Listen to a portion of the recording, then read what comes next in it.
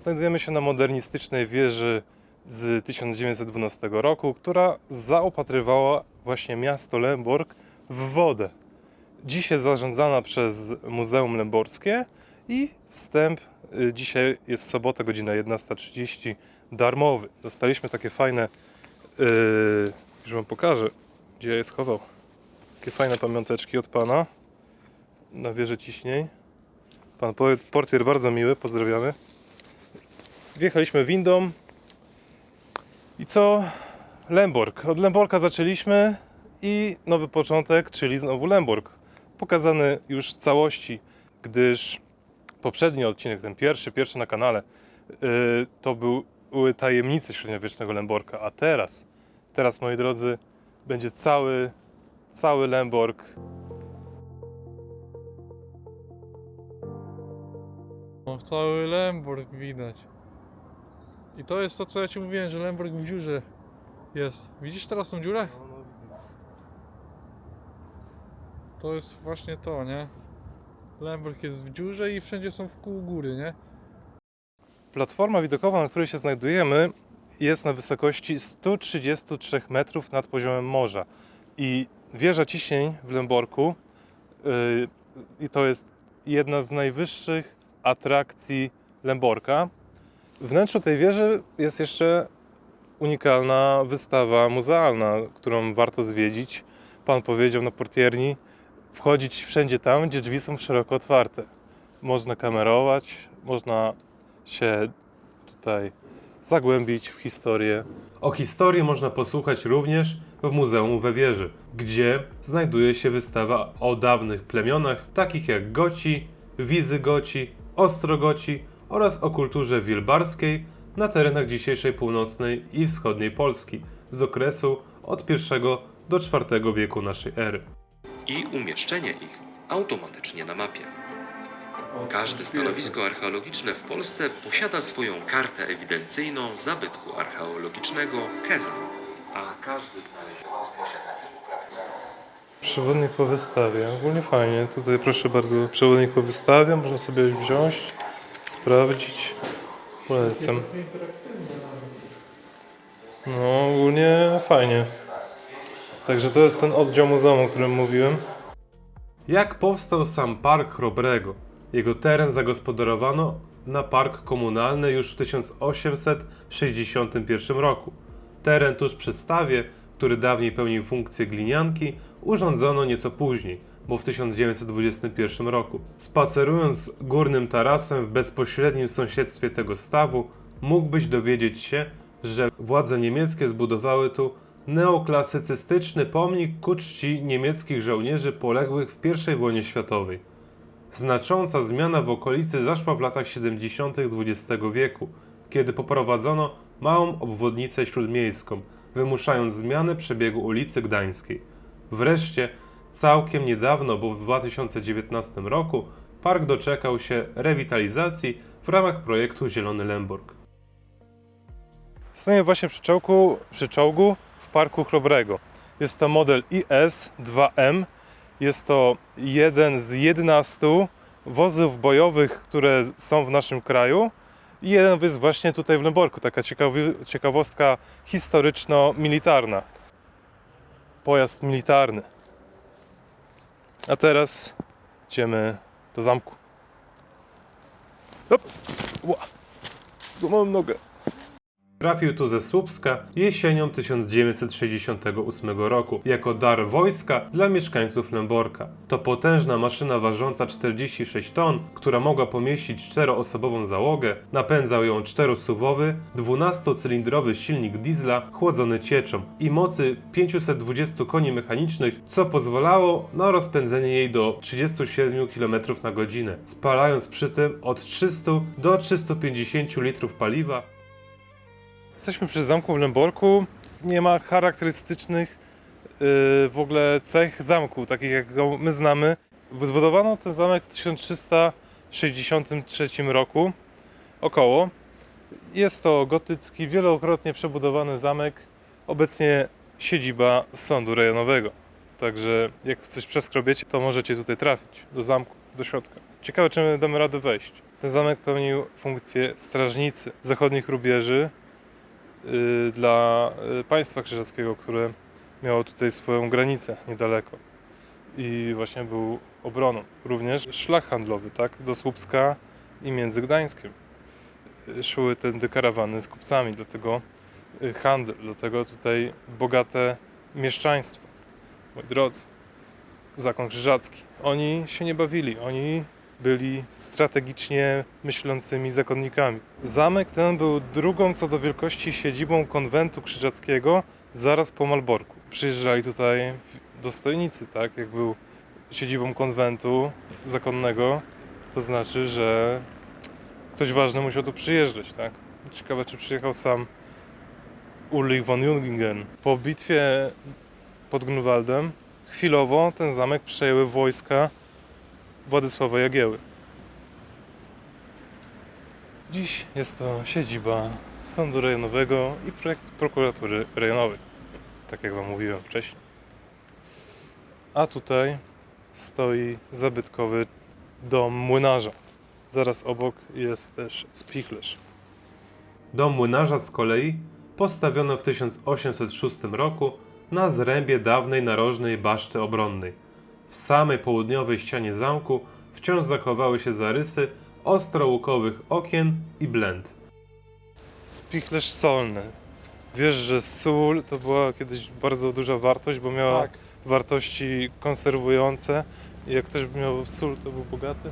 Spichlerz to dwukondygnacyjna, solna budowa wzniesiona w północnej części dziedzińca na gotyckim zrębie, której drugą kondygnację o konstrukcji szachulcowej dobudowano prawdopodobnie w XVI wieku. Muzeum w Lęborku oferuje nie tylko stałe i czasowe ekspozycje oraz galerię, ale też nowoczesną salę pokazów 3D, przedstawiającą system obronny średniowiecznego miasta i warsztaty zanikających rzemiósł.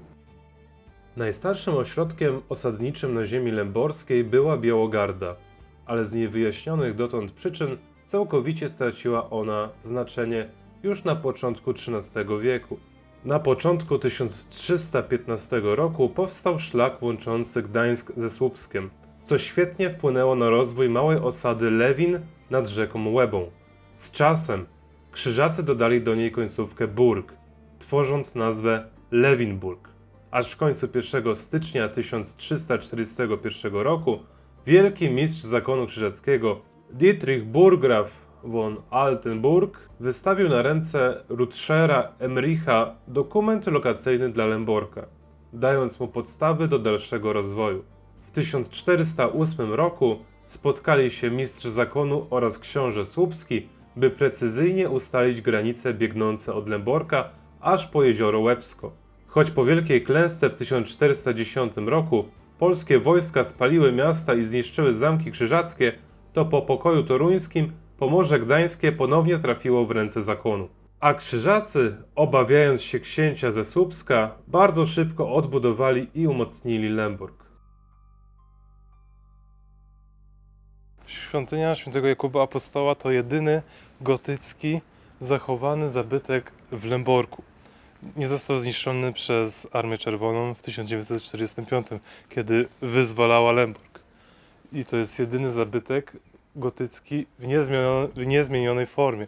On tu stoi od 600 lat, jest zbudowany w formie obronnej, kościół obronny. W razie jakiegoś zagrożenia można było się w nim bronić, jak w zamku, jak w twierdzy.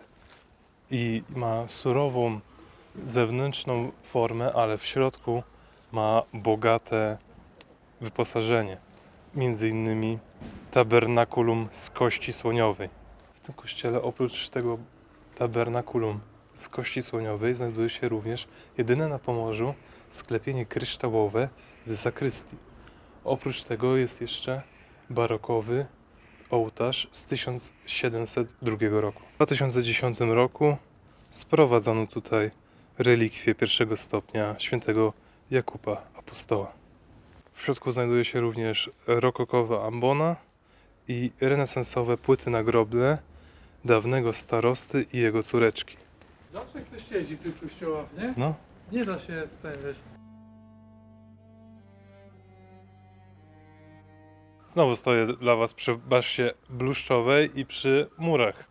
Lemborg zachował prawie cały zakres średniowiecznych murów, które mierzyły od 6 do 10 metrów wysokości, a miały długość kilometra i 200 metrów. Tu mamy basztę. Baszt było 33 i te właśnie mury były wspierane przez 33 baszty. Dziś dzięki generalnej rewitalizacji baszt i murów stanowią one główny zabytek i atrakcję turystyczną, którą warto tutaj zwiedzić. Tutaj baszta bluszczowa, o której zaraz opowiem, ale tam z tyłu mamy basztę, która ma w sobie uzbrojenia z XV wieku i można ją normalnie zwiedzić. Dziś tego nie zrobimy. I spacerując śladem murów, właśnie warto zwrócić uwagę na to, że te baszty mają swoje unikalne cechy, tak? Tamta właśnie jest muzealna, następna będzie kaszubska, regionalna i jeszcze jedna będzie miała w sobie bractwo historyczne. Będzie siedzibą Bractwa Historycznego. A wracając do baszty bluszczowej, co... O, w ogóle patrz. Chciałem właśnie Karczma rycerska, właśnie pokazać. w której byłem i jadłem w pierwszym odcinku na kanale. Także, ale dzisiaj nie. Weź tak teraz zrób. Powrót do starego kadru. Nawet miniaturki. Tutaj aż z okien do murów. Tak jak to... Jeszcze, ale nie. A ty tak? Tak, bokiem, no. A to była to pierwsza Tak. miniaturka. No. Wracając do tego starego kadru właśnie, chciałem wam opowiedzieć o baszcie bluszczowa. Straciła swój tytułowy bluszcz w 1855 roku za sprawą srogiej zimy, która go po prostu zmroziła i nie ma już tego bluszczu, ale był. To była baszta bluszczowa. Oprócz tego zbudowana z glazurowanej zędrówki. Oprócz niej warto zwrócić uwagę na basztę kwadratową, basztę numer 27 i basztę numer 24. Baszta numer 24 to ta, którą pokazałem. Ona jest przeszklona i mieści w sobie zbrojownię. Tutaj mamy pasiekę muzealną.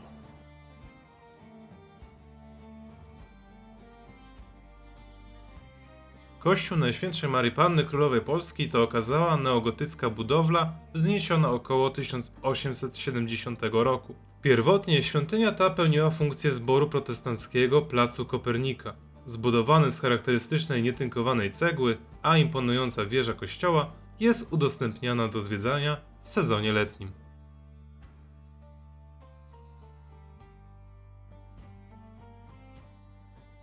Świeża, wyczyszczona. Zobacz, nietynkowana. Nie oczyścili. Tak. Zobacz, jak to ona jest czysta, a tam. Nie oczyszczona. Czyszczona cegła.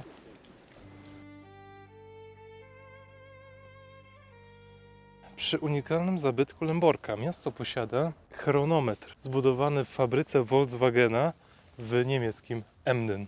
Tutaj nawet mamy napisane Hergestellt von Ruschbildenden des Volkswagen Werks Emden. Wiem, że nie wiem po niemiecku. Proszę bardzo. Wymiana młodzieży, to jest napisane. To jest wieża browarników. Tu. Baszta browarnicza. Kryje salę kominkową na piętrze, komnatę rycerską wyżej oraz XVI-wieczne piece. Neogotycki gmach ratusza miejskiego, zbudowany w latach 1897-1900, został wybudowany według projektu Fryderyka Hinze. Architektura ta to jest przykład pruskiego budownictwa z nietynkowanej cegły. Proszę bardzo. Ogólnie ładny. Wyróżnia się ten budynek wysoką wieżą oraz salą rajców ufundowaną przez lokalną szlachtę. Budynek nawiązuje do poprzedniego, który został rozebrany w latach XIX wieku, czyli w latach 1800 coś. Podczas prac archeologicznych znaleziono tutaj średniowiecznego buta.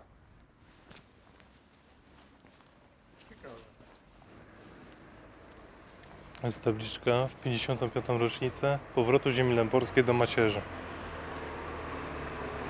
Pręt chełmiński, o tym mówiłem właśnie, że tutaj jest ten pręt i to była taka jednostka miar i jak tutaj ludzie sprzedawali coś i jak ludzie coś tutaj sprzedawali, to sobie mogli wziąć, nie wiem, coś i wiesz, zmierzyć i sprawdzić, nie? I tak właśnie w średniowieczu się handlowało, nie? Gościu ci nie mógł oszukać, bo co przyszedłeś tutaj i sobie właśnie miałeś już taką wyznaczoną miarę, nie? To jest, widzisz, culmer i mogłeś sobie zmierzyć, nie mogłeś go zweryfikować. To jest dawny urząd miar i wag. Pręt chełmiński. Mieli równe, bo to taki zasep z centymetra, nie? No, Ile to jest? To jest centymetr tak naprawdę. patrz, jest napisane. Ulice w miastach założonych przez Krzyżaków miały zazwyczaj szerokość 2,5 pręta chełmińskiego, czyli około 11 metrów. Kwartały ulic były najczęściej kwadratami o boku długości 2 sznurów. Jeden pręt to 4,5 metra prawie. No. O, kupujący mógł sprawdzić na przykład długość nabytego materiału czy sznura, a jeśli przyłapał kupca na oszustwie, ten wędrował pod stojący na rynku pręgierz. Dzień dobry.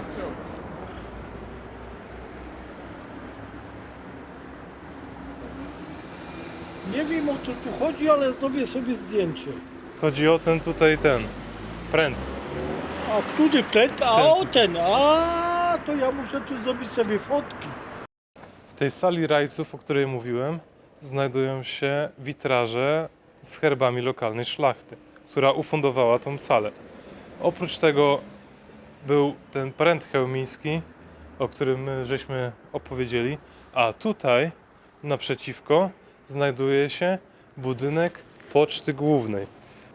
Co mogę wam o nim powiedzieć? Mogę wam opowiedzieć, że tak, że jest to neogotycki gmach wzniesiony w 1905 roku, który wyróżnia się symetryczną kompozycją, bogatą ornamentyką na elewacji frontowej oraz charakterystyczną wieżyczką w narożniku.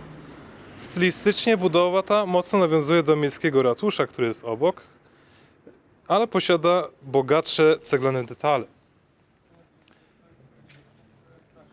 Nie fajne.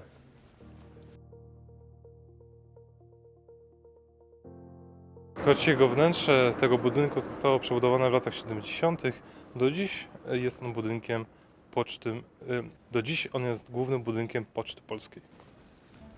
Miasta zakładane na tzw. prawie chełmińskim, zgodnie z zakonnym dokumentem z 1233 roku, rozplanowywano w oparciu o jednostkę miary ustanowioną w Chełmie. Witam Was serdecznie z tego samego miejsca, gdzie zaczynaliśmy mój pierwszy film w Lęborku. Plac Pokoju to reprezentacyjne serce miasta, na którym się dzieją eventy. Jest tutaj jarmark świąteczny, jest tutaj jarmark Świętego Jakuba w lipcu i wtedy jest rozkładana scena, przyjeżdżają artyści. Oprócz tego zaczyna się tutaj też honorowy bieg Świętego Jakuba. A my się przejdziemy w tamtą stronę, gdzie czeka na nas ulica Staromiejska. W ogóle to jest ta kapka wina, nie? Tutaj. Zakaz dokarmiania gołębi. Fontanna Żabki została zrekonstruowana w 2013 roku i pochodzi z projektu z lat 20. XX wieku. Wokół granitowej niecki znajduje się 8 brązowych żab. Ulicę Staromiejską, czyli główny trakt spacerowo-handlowy, zdobią elektryczne kamienice z wielobarwnymi glazurowanymi fasadami z cegły i bogatymi historycznymi detalami. Skąd w ogóle wzięła się obecność tych niepozornych płazów zdobiących miejską fontannę? Wiąże się ona najprawdopodobniej z podmokłym obszarem otaczającym miasto oraz z bardzo popularną lokalną legendą. Głosi ona, że sprytny mieszkaniec imieniem Jakub poradził sobie z potężną plagą żab, które uprzykrzały życie mieszkańcom. Tu jest właśnie pomnik zesłańców na Sybir.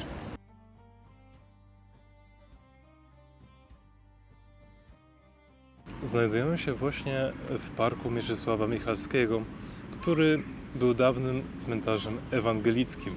Cmentarz ewangelicki, który w latach 60. XX wieku został przekształcony w spokojny park miejski. Spacerując jego alejkami, można do dziś zobaczyć zabytkową kaplicę cmentarną, lapidarium ze starymi nagrobkami oraz pomnik właśnie zesłańców Sybiru.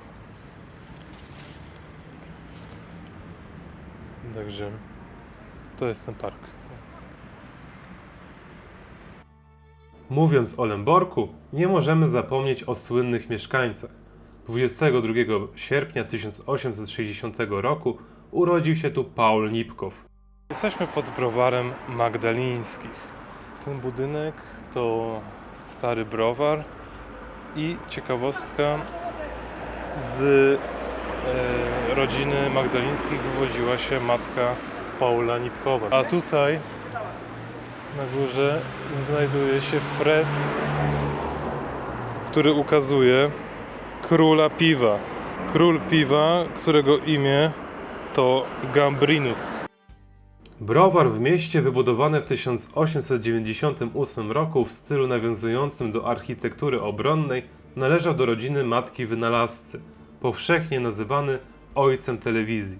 Wynalazł on tak zwaną tarczę Nipkowa, która pozwalała przesyłać obraz na odległość i stała się fundamentem mechanicznej telewizji.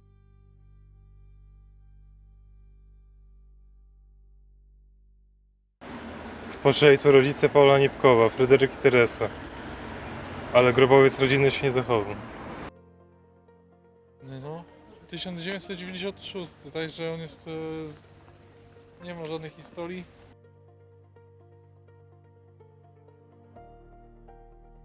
A tutaj, proszę bardzo, super kebab Lęborg. Wielu turystów przybywających do Lęborka zaczyna swoją wizytę od dworca.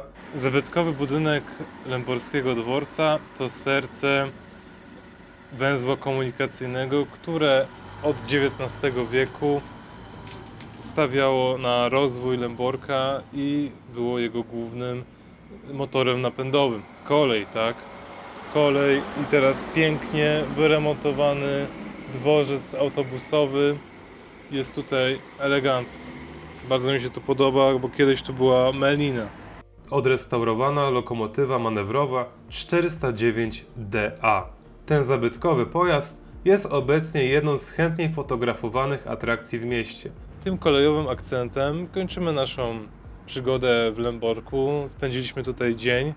Widzimy się w następnym, prawdopodobnie z Łeby, ponieważ, tak jak mówiłem na początku, będziemy od nowa tworzyć ten kanał. Trzymajcie się. Cześć.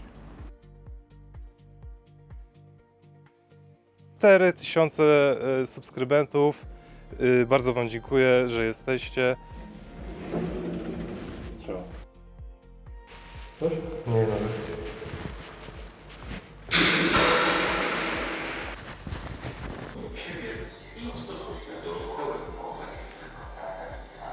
Drony mogą być podłączone do oprogramowania komputerowego, dzięki czemu sporządzane są bardzo dokładne pomiary lokalizacji, a ich wyniki łączone są z programami geodezyjnymi. Takie programy... Gratulacje. Super. Super. Byli strategicznie myślącymi zakonnikami. Zostań. Jak będę bezdomny, to tu przyjdę. O, to by tam się wspiął? I wtedy środka. Ale też nie ma co ich chwalić, prawda? O, ja bym uciekł. Żeś zwiał? Nie, bo nie jeszcze chyba kajdany ci dają, nie? Nie, chyba nie. Ale czas letni czy coś mówię? Pa, kolejni. Nie, pojechali. Kurde, kości się gapi.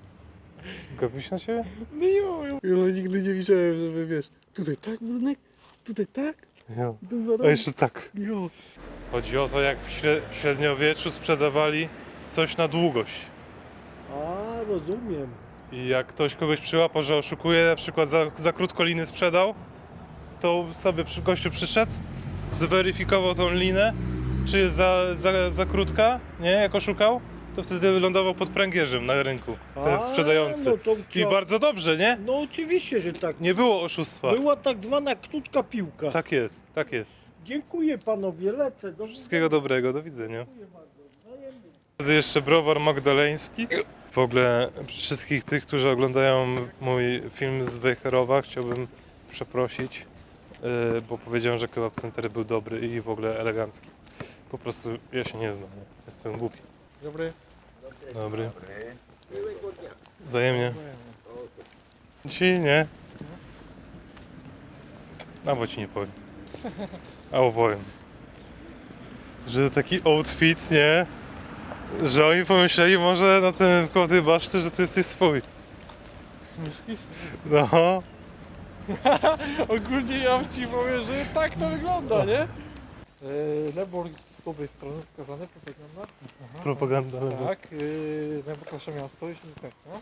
Tutaj mamy widok na Elo1, czyli na szkołę, w której uczył się m.in. popularny streamer Wysocki. A na koniec poszliśmy sprawdzić kebaba, którego polecał nam jeden z mieszkańców. No ja polecam chili kebab, najlepszy kebab w Lęborku. Po prostu jest najtańszy i dlatego mi najlepiej smakuje.